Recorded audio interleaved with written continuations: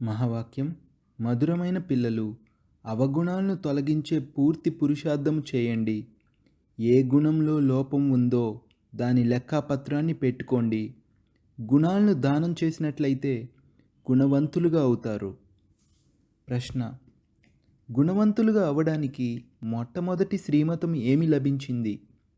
జవాబు: మధురమైన పిల్లలు, గుణవంతులుగా అవ్వాలంటే ఎవరి దేహాన్ని చూడకండి, స్వయాన్ని ఆత్మగా భావించండి.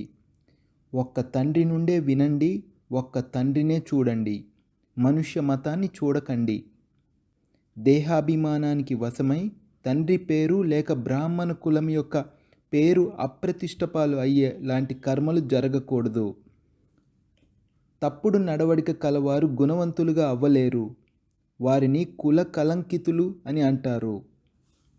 ధారణ కొరకు ముఖ్య సారము. మొదటి పాయింట్: దేహాభిమానంలోకి రావడం వలన పాపాలు తప్పకుండా జరుగుతాయి.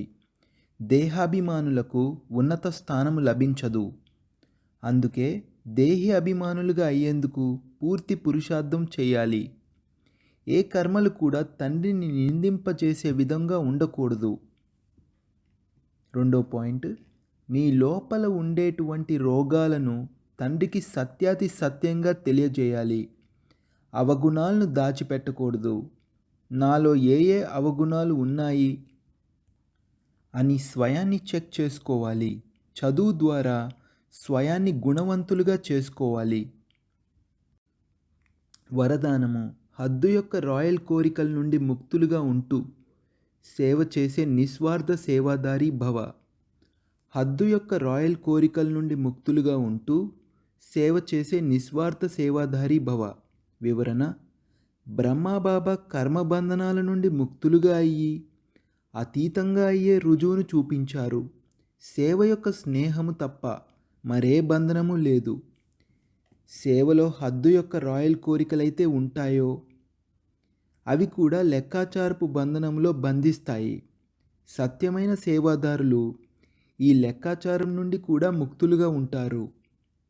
ఏ విధంగా దేహం యొక్క బంధనము, దేహ సంబంధాల బంధనాలు ఉన్నాయో అలాగే సేవలో స్వార్థము, ఇది కూడా బంధనమే. ఈ బంధనము నుండి మరియు రాయల్ లెక్కాచారము నుండి కూడా ముక్తులుగా అయ్యి నిస్వార్థ సేవాదారులుగా అవ్వండి. స్లోగన్: ప్రతిజ్ఞలను ఫైల్లో ఉంచకండి, ఫైనల్ అయి చూపించండి. ప్రతిజ్ఞలను ఫైల్లో ఉంచకండి, ఫైనల్ అయి చూపించండి. ఓం శాంతి.